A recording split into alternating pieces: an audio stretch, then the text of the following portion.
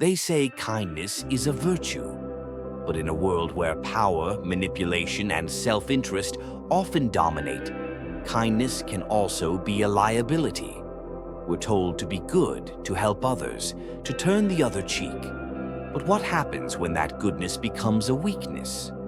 What happens when your kindness becomes an open door for exploitation? This isn't just a moral dilemma, it's a philosophical one, and thinkers from ancient Greece to modern psychology have all wrestled with the same question. Can goodness survive in a ruthless world? Or more importantly, how should a good person live in a world that often punishes the good? Let's explore. There's a reason why people who are generous, honest, and empathetic often find themselves disappointed. It's not because kindness is inherently foolish. It's because kindness without discernment invites danger. In the wild, no animal survives simply by being nice. Survival depends on awareness, on reading threats, adapting, knowing when to submit and when to fight. Humans, for all our morality, are still animals, social ones, which means we are constantly navigating hierarchies, power plays, and silent agreements. And those who walk through life with open hands and closed eyes become easy prey. This isn't cynicism, it's realism. Consider the Stoic philosopher Epictetus. He taught that we should be kind and just, but also warned against naivety. He wrote, "Don't let your goodwill become servitude." True Stoicism is not about passive acceptance. It's about inner clarity, about choosing your response, and most importantly, knowing when someone is exploiting your virtue. Because some people don't see kindness as a gift. They see it as a signal that you can be guilt-tripped, manipulated, used. Modern psychology agrees. The term agreeableness, one of the big 5 personality traits, is often associated with kindness and cooperation. But studies show that people high in agreeableness can also struggle to assert boundaries. They fear conflict. They avoid saying no. And in doing so, they create a pattern where others learn they can take and take and take. Not because they're evil, but because people, like animals, follow incentives. If you reward bad behavior with forgiveness, the bad behavior doesn't stop. It grows. There's a tragic irony here. The people who are most committed to helping others often become the most damaged by others. They give the benefit of the doubt. They forgive too quickly. They explain away red flags. And slowly, their inner world becomes one of confusion and self-doubt.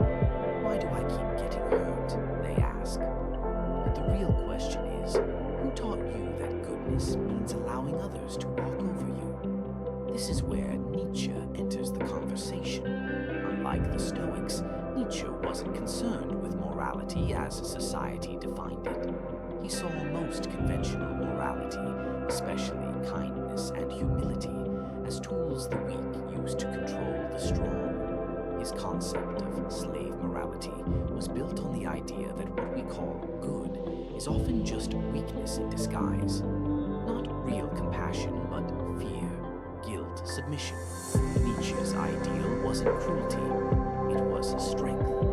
The strength to live honestly, the strength to say no, to choose values that elevate life, not ones that diminish it. To be kind, not because you fear judgment, but because you choose it, and to stop being kind when that kindness becomes self-destruction. So where does that leave us? Should we abandon compassion? Should we become cold, calculating, detached? That's not the lesson. The lesson is this: kindness without strength is not true virtue. It's fragility. Real virtue is powerful. It has boundaries. It knows when to walk away. It knows when to stand up, and it knows that sometimes the kindest thing you can do, for yourself and others, is to stop enabling. There's a concept in Buddhism called idiot compassion. Coined by Tibetan teacher Chogyam Trungpa, it refers to the kind of compassion that lacks wisdom, the kind that keeps helping even when help causes harm, the kind that forgives and forgives without transformation. It's a false compassion, one that looks good on the surface but fuels dysfunction beneath it. True compassion, on the other hand, is fierce. It sees clearly. It acts from love, but it does not indulge lies, abuse, or manipulation. It draws a line in the sand and says, "I love you, but I will not betray myself to do it." And this is the paradox that every good person must face. You must become dangerous, not in a destructive sense, but in a self-possessed one. You must become capable of saying no, capable of walking away, capable of being disliked, because only then is your kindness real. Only then is your compassion a choice, not a compulsion. Otherwise, your goodness isn't a virtue. It's a mask, a shield you use to avoid conflict, rejection, or discomfort. And masks always crack. There's a beautiful quote from psychologist Carl Jung. "The most terrifying thing is to accept oneself completely. That includes the parts of you that say no, the parts that get angry, the parts that want to protect. When you repress those parts in the name of being good, you fracture, you split your personality, and you become easy to manipulate, because people sense that you are not whole. Wholeness includes boundaries. It includes shadow. And when your goodness includes those things, it becomes something powerful, something unbreakable. Think of figures like Marcus Aurelius, Viktor Frankl, or even Mr. Rogers. Their kindness wasn't weakness. It was earned. It was tested. It came with depth, sorrow, and discipline. They knew the cost of compassion and chose it anyway. But they didn't sacrifice their integrity. They didn't pretend everything was fine. They didn't let people walk over them in the name of being nice.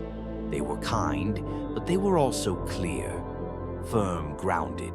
So if you find yourself constantly drained, constantly used, constantly disappointed, ask yourself this: is your kindness coming from love or from fear? Is your compassion rooted in strength or in the hope that others will validate you? Because true kindness isn't about being liked, it's about being aligned with your values, with your truth, with your integrity. The world doesn't need more people pleasers. It needs more people who are both kind and courageous, who can say yes with an open heart and no with a clear conscience. Who know that being good is not about sacrificing yourself. It's about showing up as your full self, unapologetically, powerfully, lovingly, because in the end, the people who change the world, the ones who lead, who heal, who inspire, are not just kind, they are whole. And from that wholeness comes a new kind of strength, one that doesn't burn others to shine, but doesn't dim itself for comfort either. One that protects peace, not just for others, but for themselves. So if you've been hurt for being kind, don't let the world make you bitter. Let it make you better, sharper, wiser. And remember, kindness without boundaries is self-betrayal. But kindness with clarity, that's power, that's peace, that's what makes you unstoppable.